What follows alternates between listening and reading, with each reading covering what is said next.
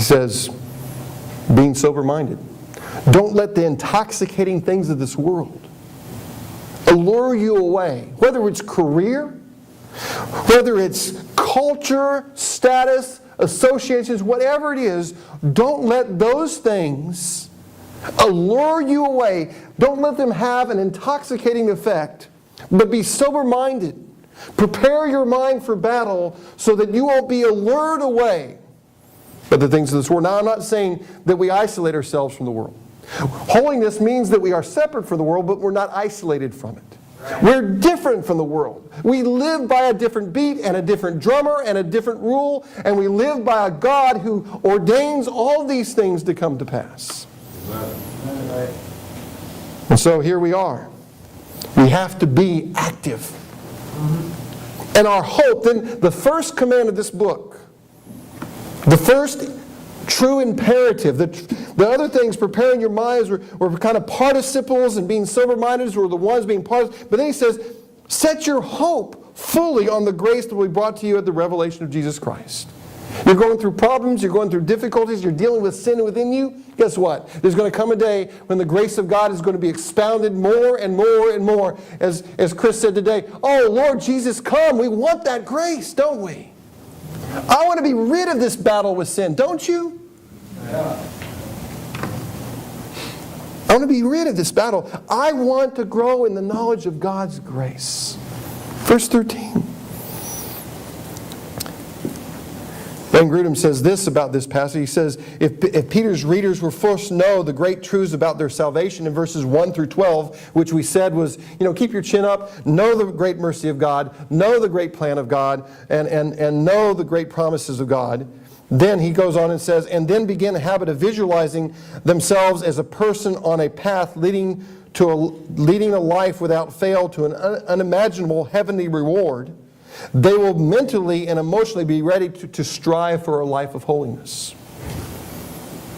So the first thing, when we watch over our lives, when we watch our steps, by trusting, hoping in a holy God,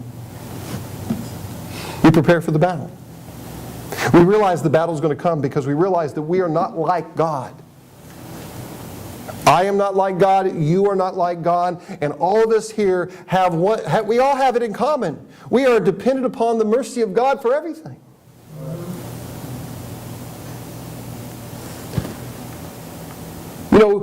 As you sat around your tables this week, you could be thankful for a lot of things.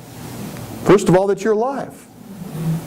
You can be thankful for the people that you know, your friends, your family. You can be thankful in so many ways. Because God has had mercy upon all of us. So good. Set your minds on this grace. Set your hope fully, not partially, not halfway, not kind of. Don't set your hope in this life on the world's thing and then partially on God's thing. Set your hope fully on God. Fully upon His grace.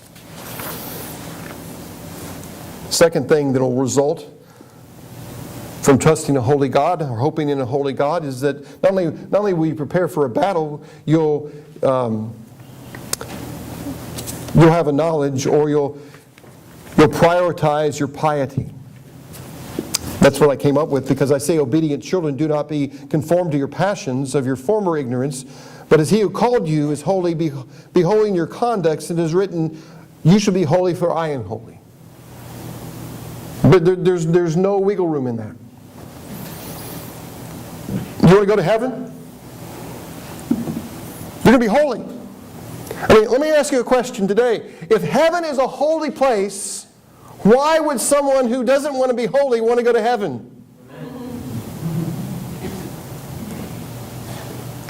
Why would that be? I'm not saying that you have to do heaven to get God's approval and do this and do that to get God's approval, but the result of saving faith, the result of genuine hoping in a holy God, is that you become like that holy God.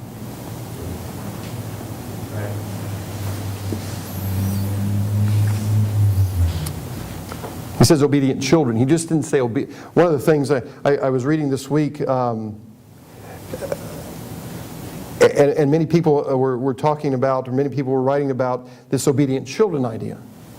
But he just didn't say, hey, you obedient slaves. He said, you obedient children. See, obedience doesn't come just because you pick yourself up by your bootstraps. And I'm going to try harder to believe, and harder to believe, and harder to believe, and harder to believe. You know, the more you try harder, the more frustrated you usually become, because guess what? You rely on your own strength. Right. Now, I'm not saying this. You know, there used to be the idea of let go and let God. Just let go. Fly around. Let go. I'm not going to try anything. No. Remember, it said in the first thing that if you're going to hope in a holy God, you're going to be prepared for the battle. Secondly, you're going to prioritize your piety. You're going to make sure that as obedient children, you're not conformed to the passions of your former ignorance. See, do you remember before you were saved? Some of you maybe. Some of you may not.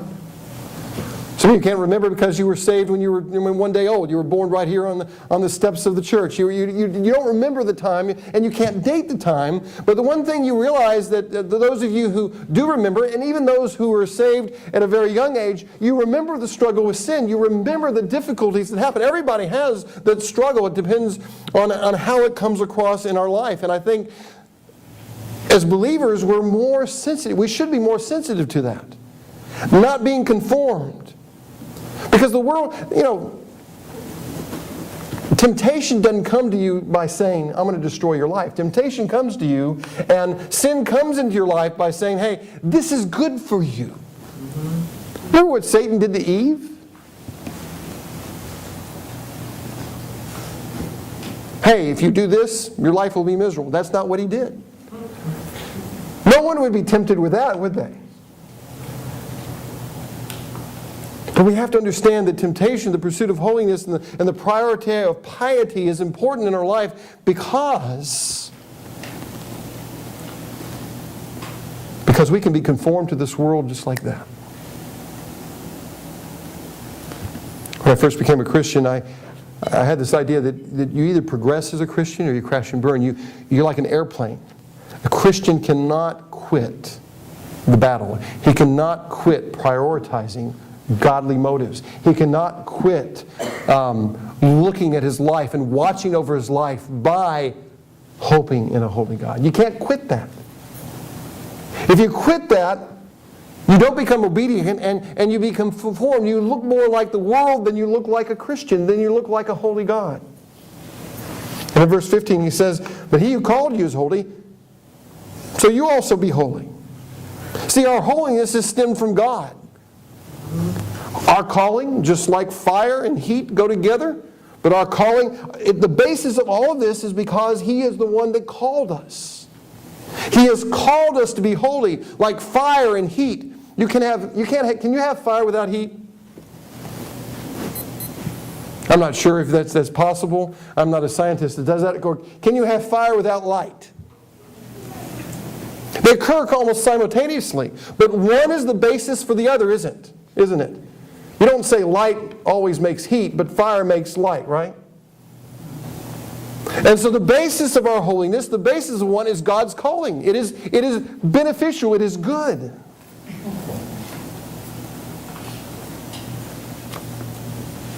See, we're to be holy in all of our conduct.